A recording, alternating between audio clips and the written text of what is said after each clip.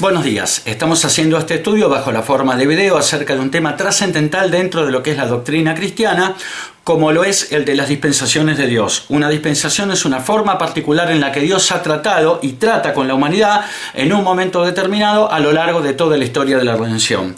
Comprender cada una de estas formas o pactos, también llamados dispensaciones, es indispensable para comprender en definitiva toda la Biblia, ya que mientras las primeras 4 dispensaciones, que son la inocencia, la conciencia, el gobierno humano y la promesa, transcurren en el libro de Génesis, la 5ª dispensación, que es la ley de Moisés, domina las escrituras desde Éxodo hasta la muerte de Cristo, y la 6ª y actual dispensación, que es la gracia, domina todo el Nuevo Testamento desde la muerte de Cristo hasta la 7ª y última dispensación, que todavía está en el futuro y que es el reinado o reino milenial de Cristo, conforme surge de Apocalipsis 24. Este video va a aparecer publicado en mi blog, que es un blog cristiano cuya dirección va a aparecer ahora al pie del video en el Zócalo, y la dirección es escudriñandolabiblia.blogspot.com.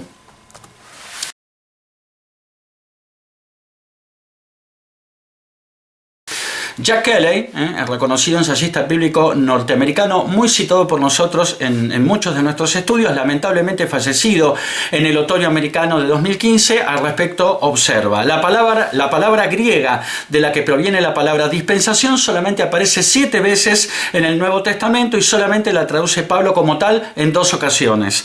La primera vez en Efesios 1:10, donde podemos leer de reunir todas las cosas en Cristo en la dispensación del cumplimiento de los tiempos, así las que están en los cielos como las que están en la tierra.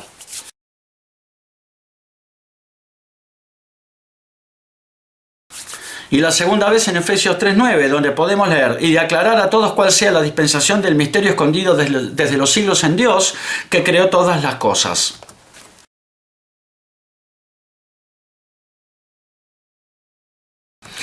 Otros significados de esta palabra dispensación son comisión, mayordomía, administración y economía. Los que somos dispensacionalistas creemos que a través de la historia Dios ha tratado con la humanidad en diferentes maneras y en diferentes tiempos como parte del proceso de revelar su carácter y su plan para la humanidad, y llamamos a estos diferentes periodos dispensaciones. Por ejemplo, así como la salvación durante la era de la Iglesia ha sido siempre por la fe, el camino a la salvación a través de la mayor parte del Antiguo Testamento era a través de Israel y requería también la obediencia a la ley de Moisés. Pero este no es el caso durante la era de la Iglesia, también llamada la era de la gracia. Por consiguiente, la manera como Dios trató con Israel en el Antiguo Testamento se llevó a cabo durante una dispensación diferente a la forma en como el Señor está tratando en nuestros días con la Iglesia, ¿no? En el Nuevo Testamento. ¿Se entiende el punto?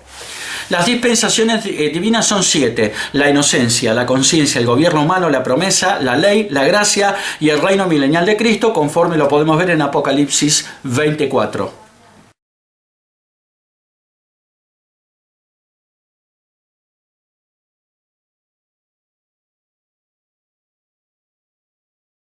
Las primeras 5 dispensaciones ya se han cumplido. La 6ª, que es la gracia, está en proceso de cumplimiento, y la 7ª, que es el reino milenial de Cristo, y que todavía está en el futuro, comenzará a cumplirse luego del rapto de la Iglesia, conforme 1 Corintios 15, 51, 52 y 1 Tesalonicenses 4, 15 al 17. En el presente estudio nos centraremos en la 6ª dispensación, que es la gracia.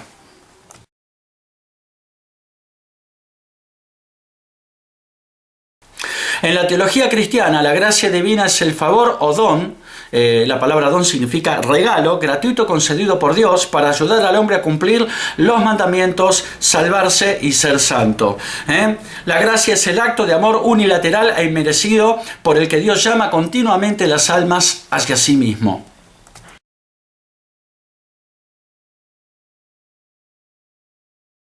La gracia divina es mencionada por Pablo en un pasaje muy citado por nosotros como la causa de la salvación. En Efesios 2, 8 al 9 podemos leer: porque por gracia sois salvos por medio de la fe, y esto no de vosotros, pues es don de Dios, no por obras para que nadie se gloríe.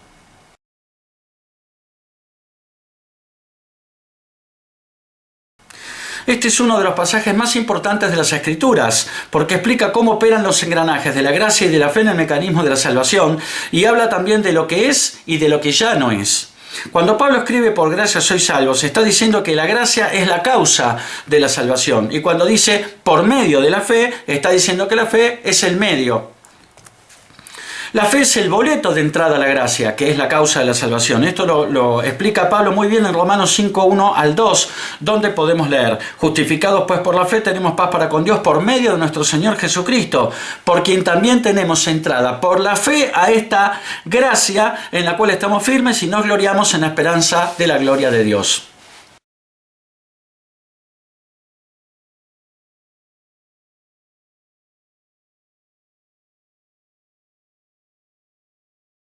Lo anterior significa que para ser salvos deben darse las dos cosas al mismo tiempo: gracia y fe. La gracia está disponible desde la cruz de Cristo y lo estará hasta el rapto de la iglesia, conforme 1 Corintios 15, 51 al 52 y 1 Tesalonicenses 4, 15 al 17.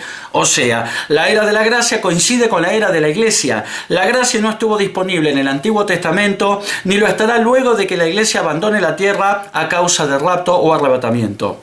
Pero la gracia sola no nos salva, sino que además es necesaria la fe. Y como no podría ser de otra manera, la propia Biblia define lo que es la fe. En Hebreos 11.1 podemos leer: es pues la fe la certeza de lo que se espera, la convicción de lo que no se ve.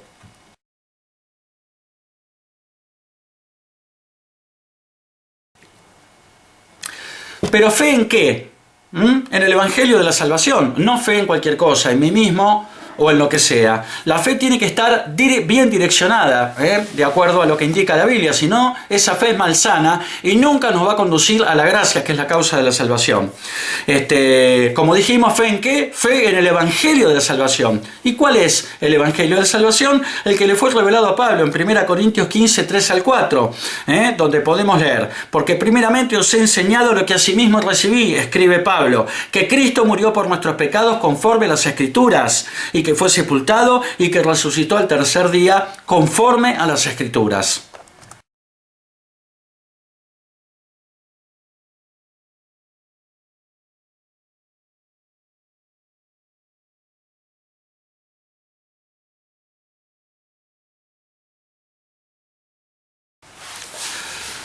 Para que se entienda, tenemos un evento esperado que está en el futuro y que es la salvación. Para que ese evento ocurra deben darse simultáneamente dos condiciones: la condición necesaria, que vendría a ser la gracia, y la condición suficiente, que vendría a ser la fe. La condición necesaria es aquella condición, como le gusta decir a los abogados, sine qua non, es decir, condición sin la cual el evento esperado es de ocurrencia imposible. Y esto es fácil de comprobar. Sin la gracia, es decir, sin la condición necesaria, la salvación es imposible por más fe que tengamos, es decir, aún cumpliéndose luego la condición suficiente. La condición suficiente a su vez actúa como complemento de la condición necesaria, en el sentido de que es aquella condición que, habiéndose cumplido la condición necesaria, también debe cumplirse para que tenga lugar el evento esperado. Y esto también es fácil de comprobar. Sin fe, sin la condición suficiente, la salvación es imposible por más gracia que haya, es decir, aún cumpliéndose la condición necesaria. Y es lo que sucede hoy. Estando la gracia aún disponible, solo son salvos aquellos que tienen fe. La sola gracia no salva a nadie, y esa fe tiene que ser en el Evangelio que fue revelado a Pablo y que hemos presentado en 1 Corintios 15, 3 al 4.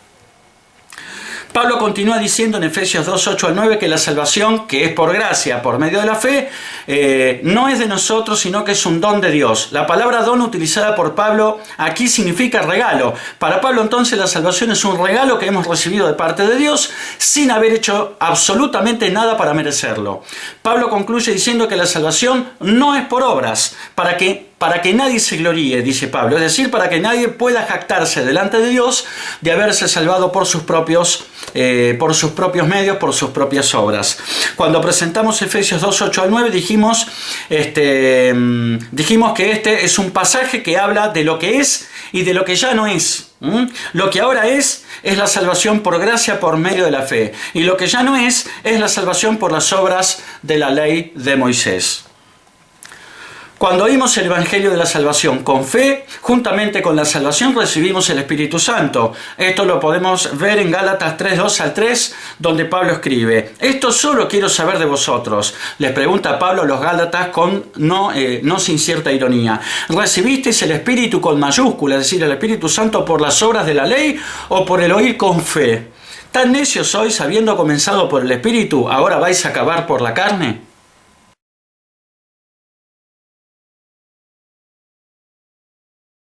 Más allá de la pregunta irónica de los Gálatas, cuya respuesta sin dudas conocía sobremanera, para Pablo el Espíritu Santo y por ende la salvación se recibían y se siguen recibiendo por el oír con fe el Evangelio de la salvación y no por obras, es decir, no porque somos buenos o porque nos portamos bien.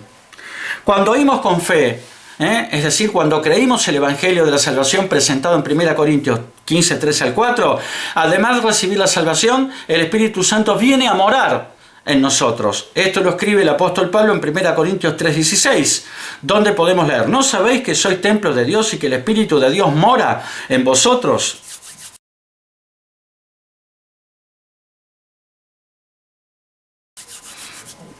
Y el Espíritu Santo no solo viene a morar en nosotros, sino que además es sellado en nosotros.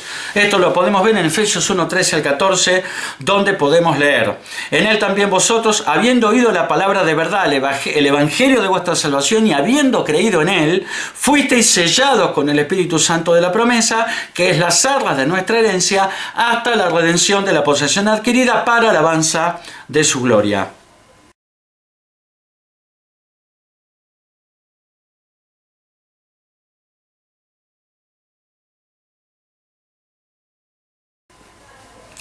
Esto también lo podemos ver en 2 Corintios 1:21-22, donde el apóstol Pablo vuelve a escribir: y el que nos confirma con vosotros en Cristo, y el que nos ungió es Dios, el cual también nos ha sellado y nos ha dado las arras del Espíritu, con mayúscula, que es el Espíritu Santo, en nuestros corazones.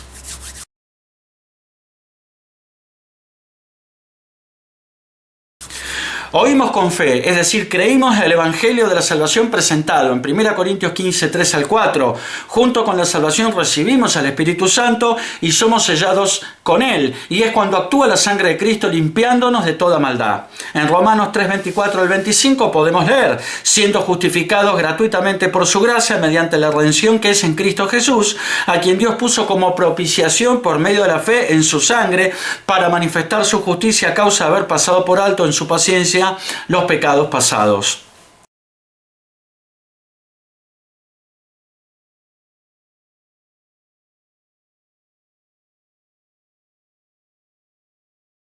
Ya no somos nuestros dueños, porque fuimos comprados por precio.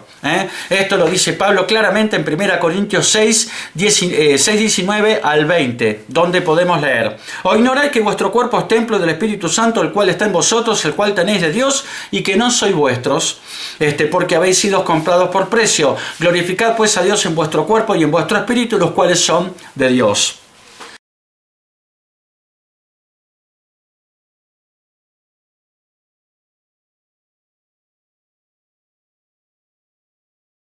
Y el precio pagado fue la sangre de Cristo. Esto lo escribe el apóstol Pedro en 1 Pedro 1:18-19, donde podemos leer: sabiendo que fuisteis rescatados de vuestra vana manera de vivir, la cual recibisteis de vuestros padres, no con cosas corruptibles como oro o plata, sino con la sangre preciosa de Cristo, como de un cordero sin mancha y sin contaminación.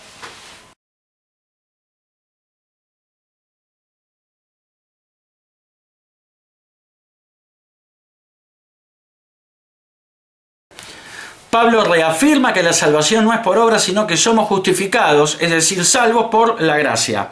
En Tito 3:5-7 el apóstol nos escribe: nos salvó no por obras de justicia que nosotros hubiéramos hecho, sino por su misericordia, por el lavamiento de la regeneración y por la renovación en el Espíritu Santo, el cual derramó en nosotros abundantemente por Jesucristo nuestro Salvador, para que, justificados por su gracia, viniésemos a ser herederos conforme a la esperanza de la vida eterna.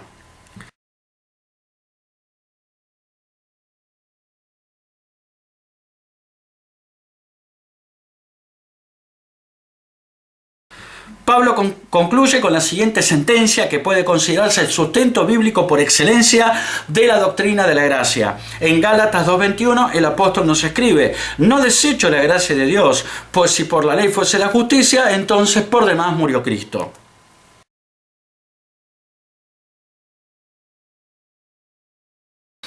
En el lenguaje de Pablo, la ley es sinónimo de obras y la palabra justicia significa salvación. Lo que Pablo está diciendo es que si la salvación fuese por nuestras obras, entonces Cristo murió en vano. ¿Para qué murió Cristo entonces en la cruz? Sería una buena pregunta.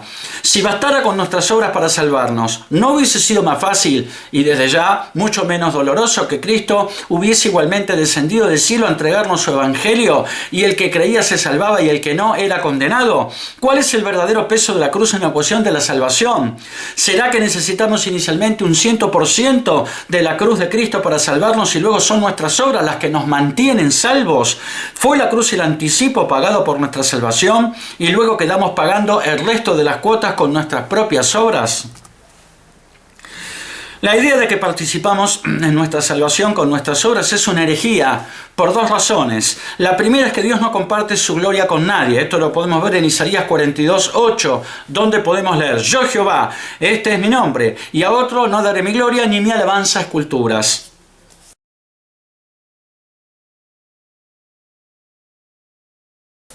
Y la segunda razón es que las mejores obras de los mejores hombres son delante de Dios trapos sucios. Esto lo dice claramente Isaías en Isaías 64:6. Si bien todos nosotros somos como suciedad y todas nuestras justicias como trapo de inmundicia.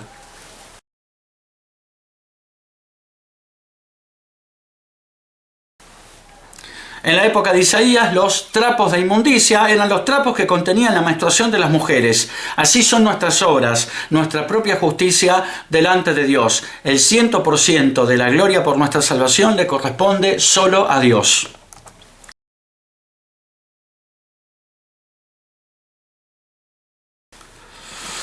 En la era de la Iglesia, es decir, en la era de la gracia, los cristianos salvos continuamos pecando. Esto lo podemos ver claramente en 1 Juan 1:8, donde el apóstol Juan nos escribe: si decimos que no tenemos pecado, nos engañamos a nosotros mismos y la verdad no está en nosotros.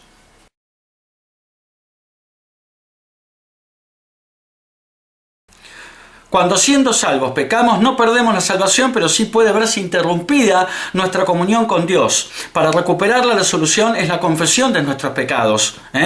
Y esto lo podemos ver en 1 Juan 1:9, es decir, en el versículo siguiente del que acabamos de leer. En 1 Juan 1:9, el apóstol Juan también nos escribe: si confesamos nuestros pecados, Él es fiel y justo para perdonar nuestros pecados y limpiarnos de toda maldad.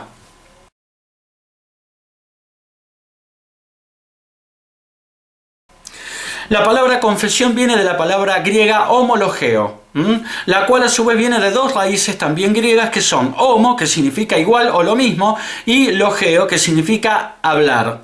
O sea que la palabra confesión significa literalmente hablar lo mismo. ¿Hablar lo mismo que quién? Hablar lo mismo que Dios. Solo estamos confesando cuando somos capaces de hablar de nosotros mismos lo mismo que Dios hablaría, lo cual implica la difícil tarea de vernos a nosotros mismos como Dios nos ve, para bien y para mal. Debemos evitar toda oración vaga y general del tipo: Señor, perdóname si he pecado contra ti, contra el cielo, contra mis hermanos y aún contra los hombres. La oración más conveniente, en cambio, es una oración del tipo: Señor, perdóname porque he murmurado contra tal hermano, porque este mes no he diezmado lo que correspondía, o porque ayer vi pornografía en la internet. La sangre de Cristo derramada en la cruz una sola vez, que es el nuevo pacto, reemplazó la sangre de los animales derramada en el templo una y otra vez, que es el antiguo pacto. El poder redentor de la sangre de Cristo es eterno. Esto lo podemos ver en los siguientes versículos de Hebreos 10:11 al 14, donde podemos leer: y ciertamente todo sacerdote está día tras día ministrando y ofreciendo muchas veces los mismos sacrificios, que nunca pueden quitar los pecados. Pero Cristo, habiendo ofrecido una vez para siempre un solo sacrificio por los pecados, se ha sentado a la diestra de Dios, de ahí en adelante esperando hasta que sus enemigos sean puestos por estrado de sus pies, porque con una sola ofrenda hizo perfectos para siempre a los santificados.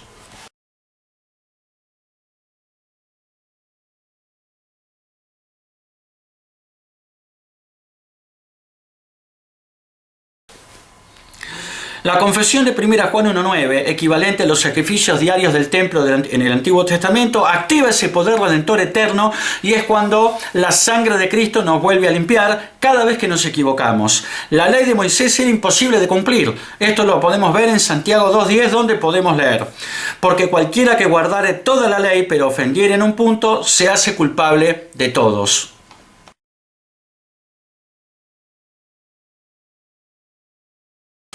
Y en Gálatas 5.3, el apóstol Pablo nos escribe: y otra vez testifico a todo hombre que se circuncida, que está obligado a guardar toda la ley.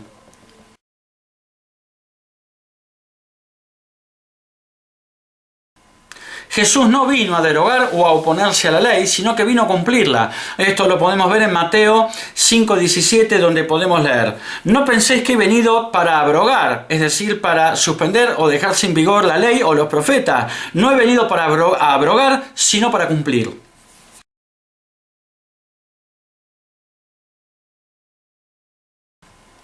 Jesús, que vivió una vida sin pecado, cumplió todos los puntos de la ley y luego caminó hacia la cruz, con lo cual nos libró a nosotros de cumplir lo incumplible. Esto lo podemos ver en Colosenses 2.14, donde podemos leer: anulando el acta de los decretos que había contra nosotros, que nos era contraria, quitándola de medio y clavándola en la cruz.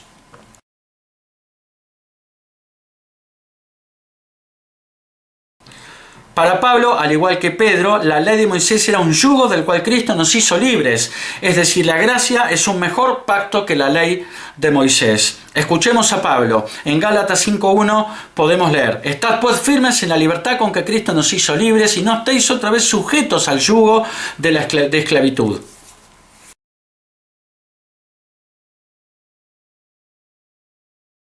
Ahora escuchemos a Pedro. En Hechos 15:10-11, el apóstol Pedro nos dice: ahora pues, ¿por qué tentáis a Dios poniendo sobre la cerviz de los discípulos un yugo que ni nuestros padres ni nosotros hemos podido llevar? Antes creemos que por la gracia del Señor Jesús seremos salvos, de igual modo que ellos.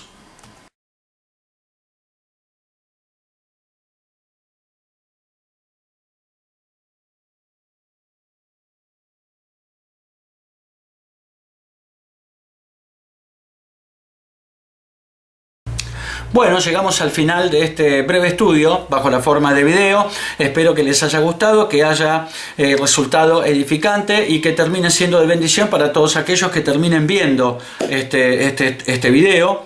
Y nos despedimos hasta el próximo estudio, seguramente también bajo la forma de video. Dios los bendiga. Amén.